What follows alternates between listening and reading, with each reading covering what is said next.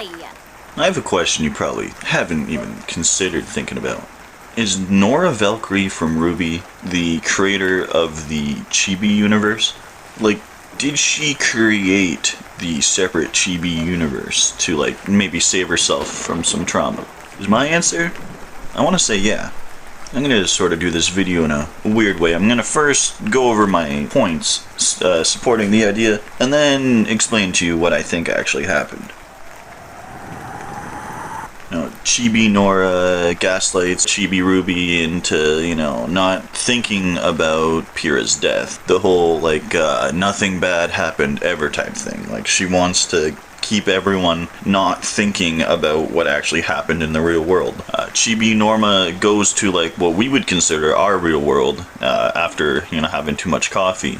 So she does have the ability to kind of transcend reality, assuming she has enough caffeine. Nora also seems to have the ability to use, Toon Force to her advantage. Like, the episode where she, eats, 100 pancakes and, does the whole thing where she, doesn't die, Nora's also more obsessive about, her crush on Ren. She's more childlike about it, cartoony about it, one might say. And in this show, I know everyone is cartoony counterparts of themselves. Nora is especially more maniacal and manic and reckless, almost as if she's, abusing the world that she's in. My guess of what's going on is Nora has essentially created this chibi universe inside of her mind. She's using it to escape her, actual reality. It's sort of a dream world that she can enter whenever she wants, and to escape from, her real world. Her friends exist in this show as, simple caricatures of themselves, and the place itself is kind of like a hollow, cartoony version of itself as well. Even the villainous characters inside of the show are way more cartoony and traditionally evil, up to the point where, they feel like Wile E. Coyote sometimes, especially Neo. However, bits and pieces of Nora's trauma and reality kind of bleed in. Some of her caricatures might start remembering things from the real world, or they might mention traumatic things slightly, and she feels the need to kind of gaslight them, change reality, and set things straight again. Sort of like the nothing bad happened ever scene where RWBY talks about Pyrrha's death and Nora goes, yeah, nope, she's always been alive, nothing bad happened. Another important thing to think about for that moment that tells us this world is run by Nora is the fact that RWBY reacts that way, only about Pyrrha and not Penny. That would be because Pyrrha was much closer to both RWBY and Nora. So Nora would assume that RWBY is sort of feeling the same way about Pyrrha, and that trauma would reflect back onto Nora. Whereas Penny, Nora really probably didn't know that well, probably didn't understand that well, probably thought she was a little weird. So that trauma wouldn't be reflecting back on Nora, if that makes any sense. I think it makes sense, I'm not sure.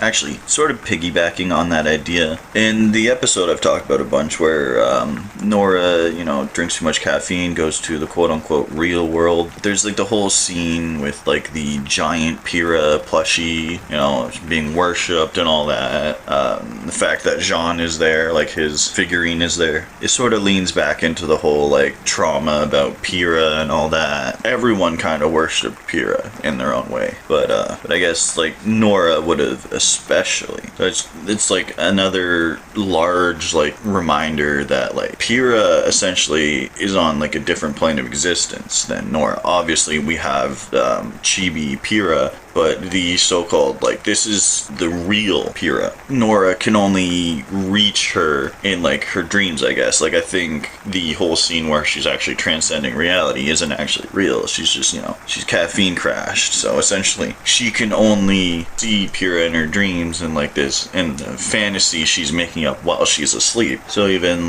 history is repeating itself. Mainline Nora is asleep, she goes to this alternate chibi reality where everyone's alive, nothing bad happened, all her friends are alive, all her friends' friends are alive. A chibi version of Pyrrha, a friend she worshipped a lot and misses a lot and has trauma about. But then in that chibi reality, inside Nora's dream, Chibi Nora also is feeling trauma about real Pyrrha. So now Chibi Nora, when she crashes out from the caffeine, goes asleep, now she's creating this alternate reality again inside a dream about Pyrrha. So even in this dream where she can create whatever she wants and create whatever version of her characters, she still is feeling traumatized about Pyrrha, and she still can't reach the real Pyrrha to talk to her, no matter how many layers deep she goes. Which honestly is very, very tragic. Like as a character, as like a theme, as like anyone who's dealt with loss in real life, they have that feeling where they can see that person in their dreams, they can talk to them, but they can't reach them. It's like they're still there in their mind and their memory, but in real life they're not. And even then, in their mind and memories, they're fading, so they end up making changes to create new versions of them to fit their narrative, but that person's gone, and it's hard to face that. And honestly, it takes people a lot of time to even come to terms with that, if they can. So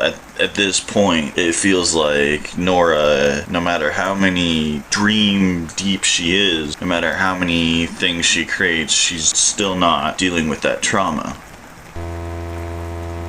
Okay, all of the sad stuff aside, I feel like I'm got a pretty good guess on when this takes place. It would have to be at a time where like the feeling of losing Pyrrha and Penny would still be fresh in her mind. Like it would have to be recent. It would have to be at a point where she would feel lonely. Like, aside from her Pyrrha trauma, she created this world with all of her friends and even her enemies in it, and as well as any of the, like, quote-unquote adult characters and all the animal characters, and even the shopkeeper guy. Like, she's lonely. And the only real point where I could see her being lonely and traumatized by all that would have to be in the time between the fall of Beacon and the several-month time skip when she reconvenes with RWBY and like the rest of Team Ranger. She'd probably be, at home or wherever home is for her. She'd probably have Ren, but she wouldn't have any of her other friends. It makes sense in that time as well, because she still doesn't know how she feels about Ren, which would explain why she's kind of a little bit obsessive towards him in the Chibi show. So there's that as well. Like I said, she'd still have him, but he might be distant. He might be facing his own trauma quietly, so she might not be able to access him emotionally, I mean.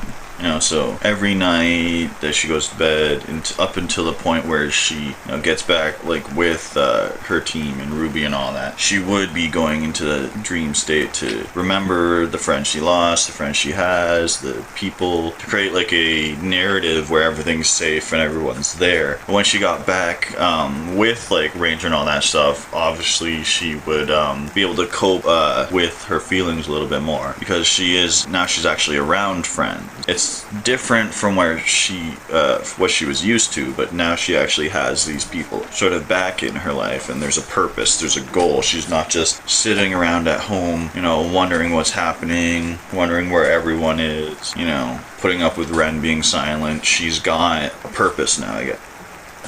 So I guess long story short, yeah, I'm guessing that time in like the last episode, that time skip between the fall of Beacon and RWBY and Jaune and Ren and Nora going on their adventure. Okay, quick recap before I get you going. The whole thing takes place in the time skip at the end of Volume 3's finale. The time where Nora would have been at home, probably with Ren, but she probably felt like she couldn't talk to him. She felt alone because all of her friends went separate ways. She lost friends. So she goes into this dream reality, or this chibi world of sorts, where her friends are all back. Ren talks to her. Pyrrha and Penny are alive. Stuff like that. The villains can't hurt her. They are just Wile E. Coyote, essentially. They're useless. Everything's safe. Eventually, her trauma from Pyrrha comes back because it's still fresh and she's been trying to run.